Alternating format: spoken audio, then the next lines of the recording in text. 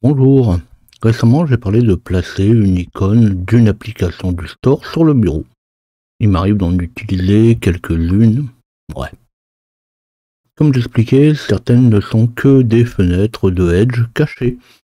Et il m'est arrivé récemment d'avoir un souci non pas lié à l'application, mais à Edge, qui fait tout simplement laguer ma machine.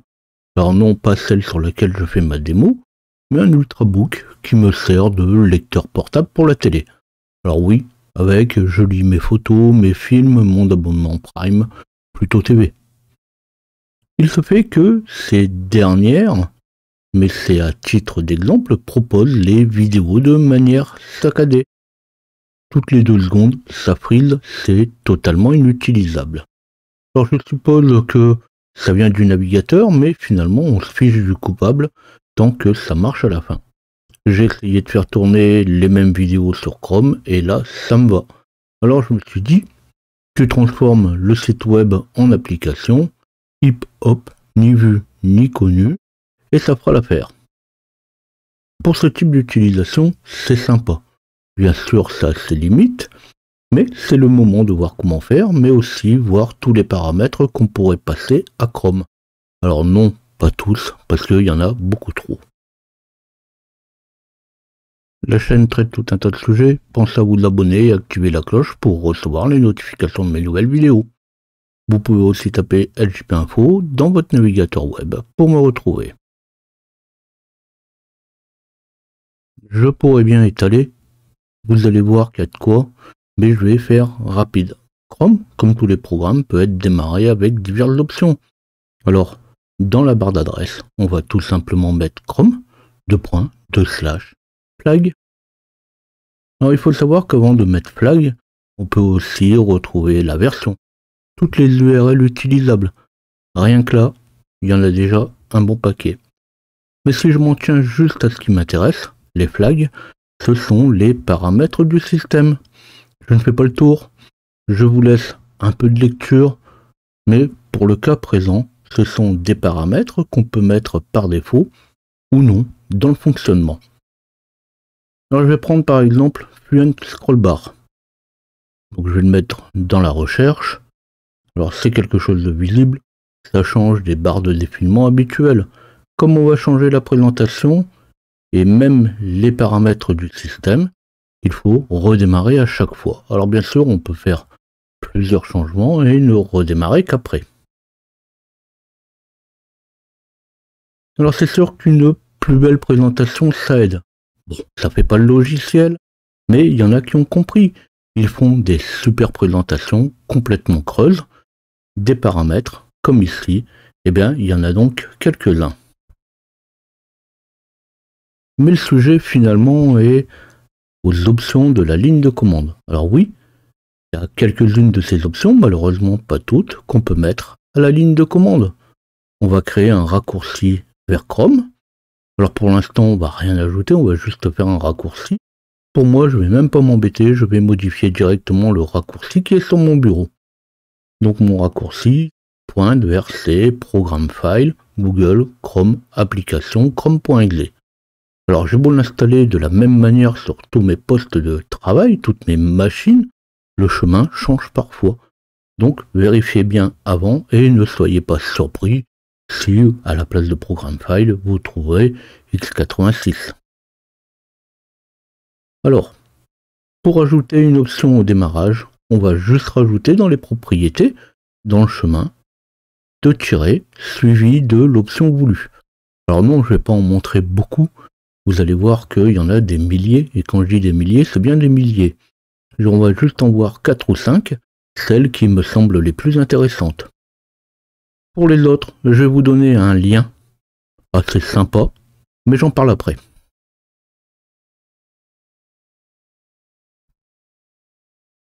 Le premier paramètre qu'on va pouvoir passer, c'est -- incognito.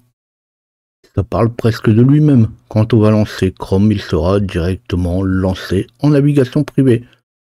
C'est peut-être une solution assez pratique. On accepte tous les cookies, on navigue où on veut, et quand on ferme, tout est reseté. Alors en dehors des cookies, où j'aimerais bien trouver quand même une solution assez efficace, mais devoir se reloguer à chaque fois, c'est pas marrant. Sécure, mais pas marrant. Alors ici, l'option est 1000 dans le raccourci. Je parlais au début de la ligne de commande, c'est exactement la même chose. Dans un terminal, on lance l'exécutable et on lui rajoute l'option derrière.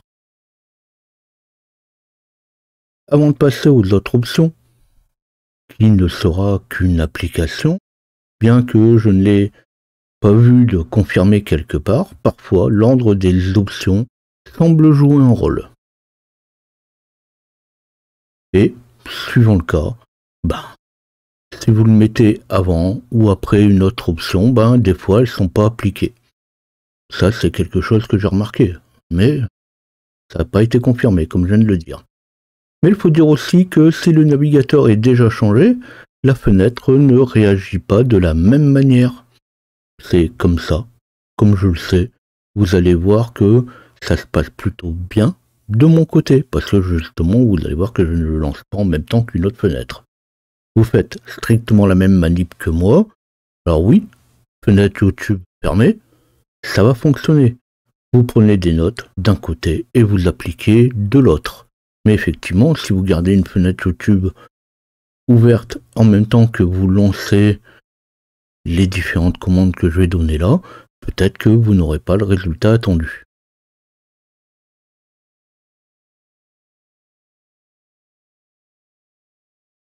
Cette fois, on va passer aux options les plus intéressantes, en tout cas les plus intéressantes à mon goût. La première, par exemple, permet de transformer une fenêtre Chrome en application. Alors, dans les propriétés, dans le chemin, on va rajouter "app" égale suivi du site web. Donc par exemple, "app" égale http://Prime Video.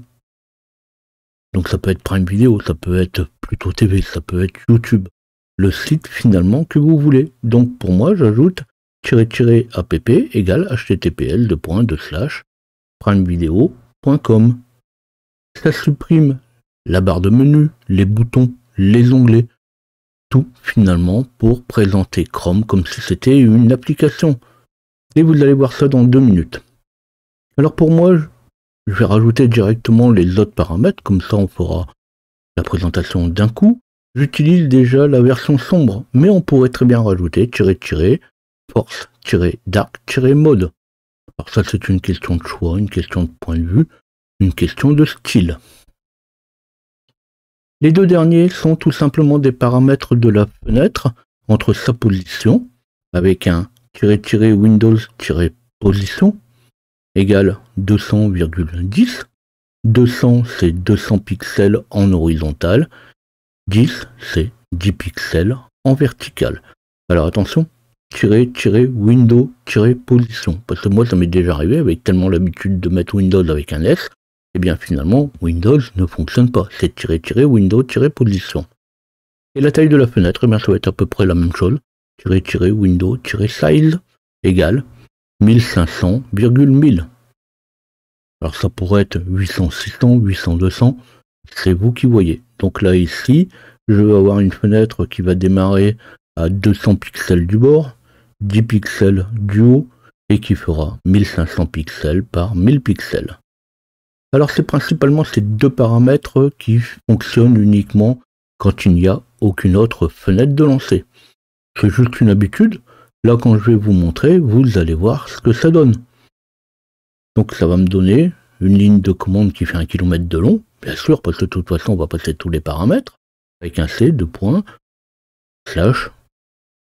programme file, Google, Chrome, application, Chrome.exe, "-Windows position" égale 200,100, "-Windows-size" 1500,1000, "-Dax Force mode espace, "-app" égale httpl://www.prime.com, et je pourrais aussi rajouter "-disable-background mode".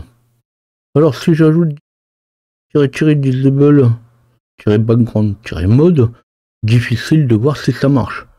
Mais il doit désactiver tous les modules qui tournent en arrière-plan. Alors, même sur mon Ultrabook, je n'ai pas vraiment vu la différence, mais c'est dit. Il y en a aussi qu'on pourrait mettre comme Start Maximize ou Start Minimize. Bon, bien sûr, c'est difficile de les utiliser ensemble. On démarre en mode maximisé ou on démarre en mode minimisé. Mais je montre tout ça après.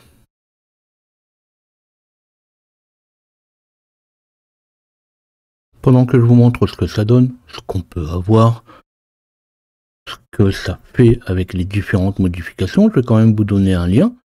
Je vais le mettre dans la description. C'est une personne qui a répertorié toutes les options de la ligne de commande de Chromium. Alors Chromium, c'est la version libre de Chrome.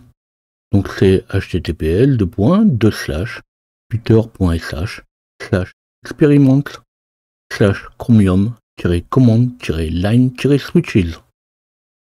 Oui, il y en a des milliers, mais comme c'est indiqué, ils devraient fonctionner pour la plupart sur Chrome, parce que c'est bien ceux de Chromium qui sont donnés. Alors, certainement que j'ai pas pris les bons, mais c'est pas là où j'ai eu le plus de succès. Alors pas mal de sites donnent une petite liste, parfois juste une centaine, mais aussi et toujours pour Chromium. Alors je pense surtout que c'est pour la plupart des bons copieurs. Je n'en ai malheureusement pas trouvé explicitement pour Chrome. Donc, je vous laisse faire, je vous laisse voir, et vous verrez ce que ça donne.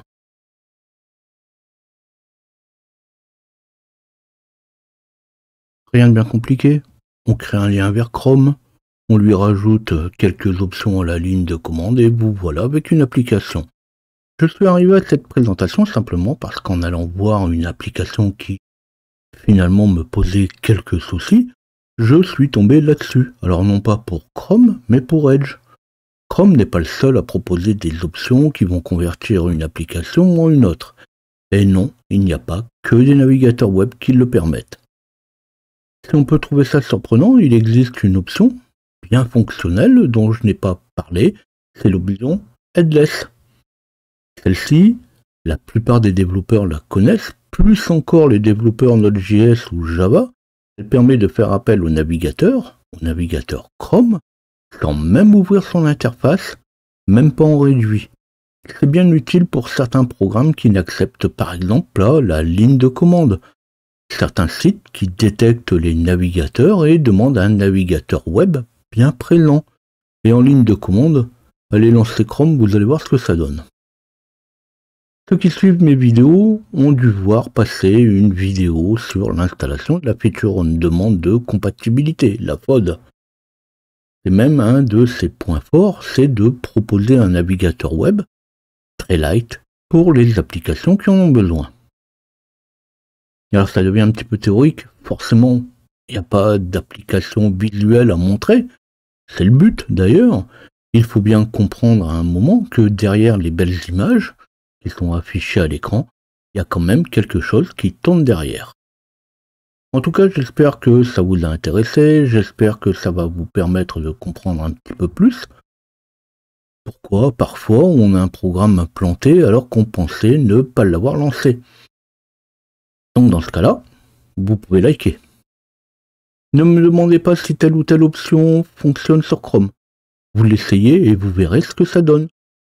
Sur les forums, on trouve plein de messages en disant qu'ils n'arrivent pas à utiliser telle ou telle fonction. Alors je dirais tout simplement peut-être qu'elle ne fonctionne pas. Pour les autres questions, allez-y. Laissez aussi vos remarques et vos suggestions.